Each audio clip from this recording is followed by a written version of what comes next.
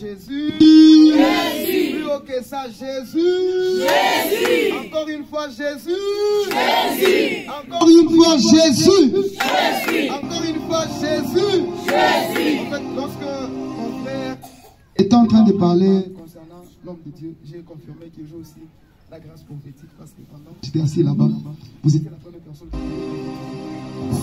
C'est rare pour moi de commencer un culte avec des prophéties. Peut-être que j'ai réussi parce que je peux commencer à prêcher comme ça et puis je me dis, je vais prophétiser, ça va plus. Peut-être je vais partir avec votre message. En fait, le Seigneur était en train de me faire voir cette grâce prophétique.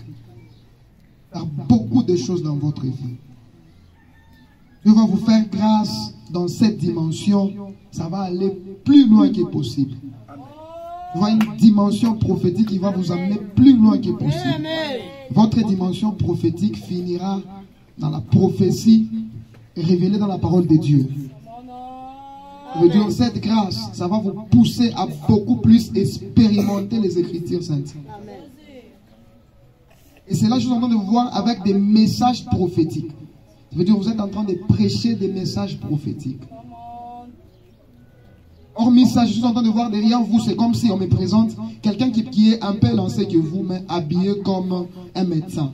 Je me dis, il y a aussi une grâce de guérison qui va beaucoup vous accompagner dans votre ministère. Écrivez cette prophétie. Je ne sais pas si on vous a déjà prophétisé, mais moi je vous prophétise. Et allez écrire. Il y a cette grâce pour donc des guérisons terribles qui vont vous accompagner dans votre vie. Écrivez cette prophétie. Peut-être on vous a déjà prophétisé, il y a délivrance, tout ça, mais moi je vous demande s'il vous plaît, de tout mon cœur, allez écrire cette prophétie. Ça va se réaliser dans votre vie. Ça va se réaliser. La deuxième personne qui devait prophétiser, c'est la dada. Vous avez toujours eu la grâce d'être prophétisé par moi. En fait, pendant que tu étais en train de... On m'a montré juste pendant que tu étais en train de venir, c'est comme si quand tu venais avec quelque chose qui était noir dans tes mains. Mais lorsque tu es arrivé juste là, à la barrière, tu as laissé ces choses-là noires, la barrière. C'est pas dire que tu es une mauvaise. Donc ça veut dire qu'il y a beaucoup de choses qui te poursuivaient, qui n'ont pas été bonnes pendant tous ces temps. Mais le feu pour toi d'arriver ici, le Seigneur a accordé une délivrance automatique dans ta vie. Écris bien cette prophétie. Après cette journée d'aujourd'hui, quelque chose va commencer. Avant le mois d'août où nous sommes, tu vas voir des signes de miracles et de prodiges de Dieu dans ta vie. Pourquoi? Parce que je suis en train de voir des gens se réjouir à cause de toi, à cause de ce que le Seigneur fera dans ta vie. Et d'ailleurs, Dieu est en train de me dire, il vient d'effacer. Je suis en train de voir quelque chose dans les pensées qui n'ont pas été bonnes. Dieu a effacé dans ta vie et il accepte de marcher encore de nouveau avec toi. C'est comme si je vois quelqu'un qu'on est en train de laver, on a purifié. Il y a quelque chose qui s'est passé dans le temps passé, ça t'a souillé. Mais au travers de ta présence ce soir en ce lieu, le Seigneur accepte d'effacer cela.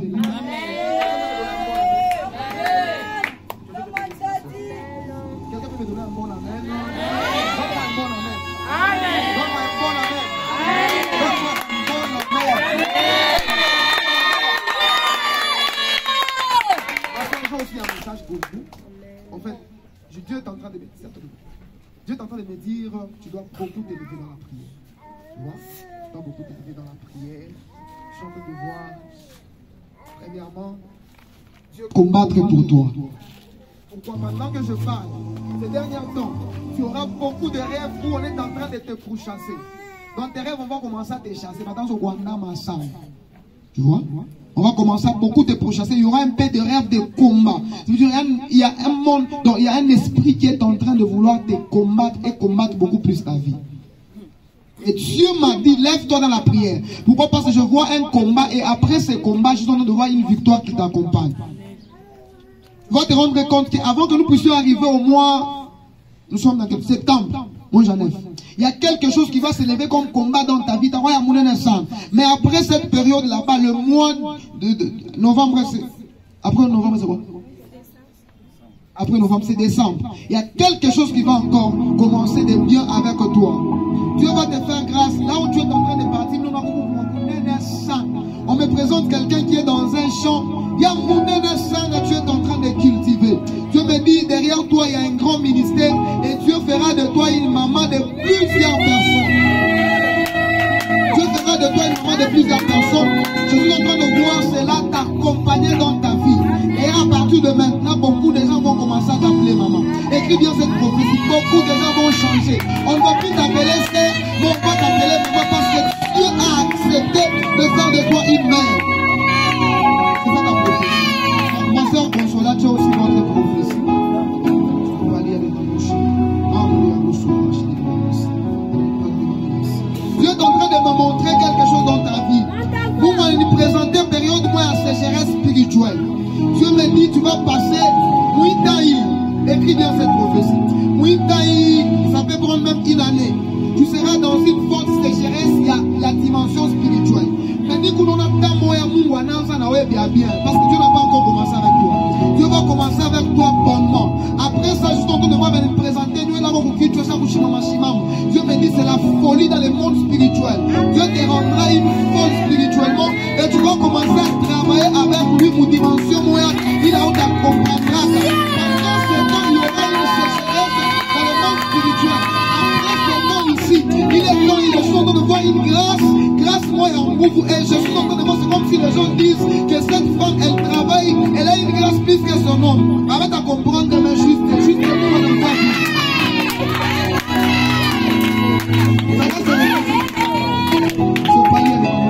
Donc on dira peut-être que cette femme a une grâce que son homme. Pourquoi? Parce que je vois, écoute, que tu es un prophète.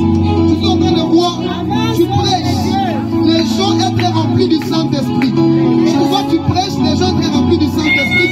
Et après ça,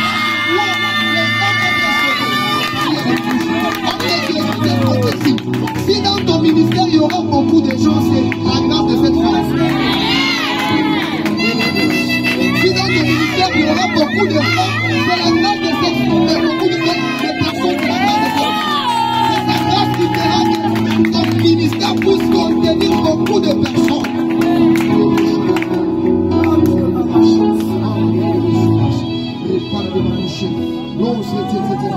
Après nous je suis en train de voir, genre dans un ministère où il y a la concurrence de l'homme et la femme.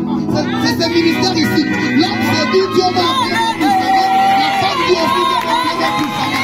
Il y a une concurrence pendant une période. Une concurrence. Écoutez, je vois un jour, on affiche l'homme et après un temps on affiche encore la femme. On nous montre l'homme voyager sur en Afrique du Sud. Après je vois on dit encore la femme voyager en Afrique. Donc la femme en Europe, il y aura une concurrence.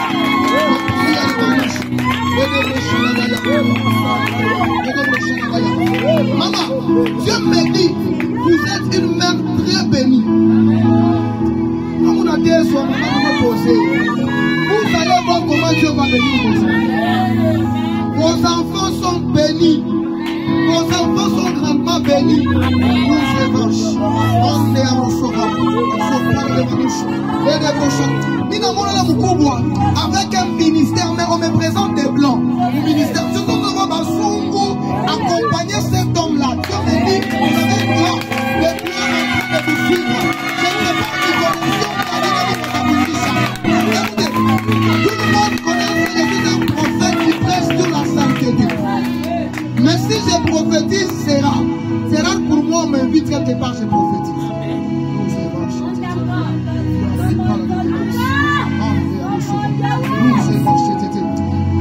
Ma sœur Conso, tu vas beaucoup toucher à l'argent. Mais cette fois-ci,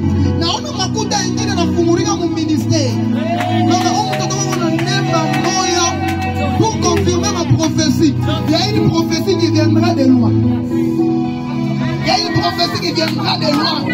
Quelqu'un de loin va vous prophétiser sur le ministère de cette femme ici. C'est homme de Dieu, vous êtes bénis. N'abandonnez jamais cette femme. Amadou na mukadarashi kwa na ministère kwa na mifia.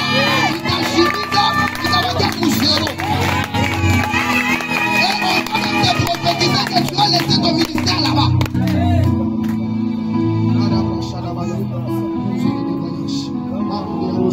Ma soeur, j'ai une prophétie pour vous.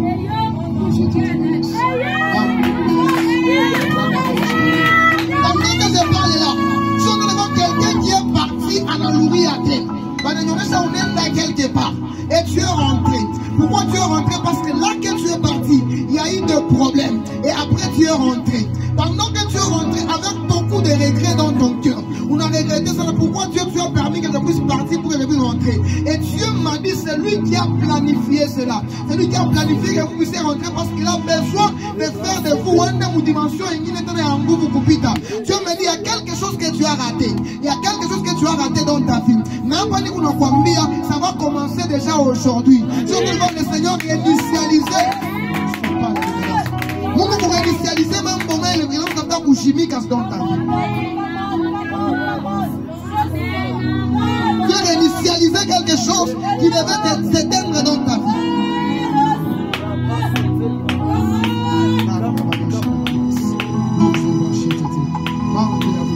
Pendant que je parle là, récemment tu as eu même des attaques des esprits de mort. Tu as eu des attaques des esprits de mort. On devrait te tuer. Mais Dieu a annulé cette mort parce qu'il a une mission avec toi.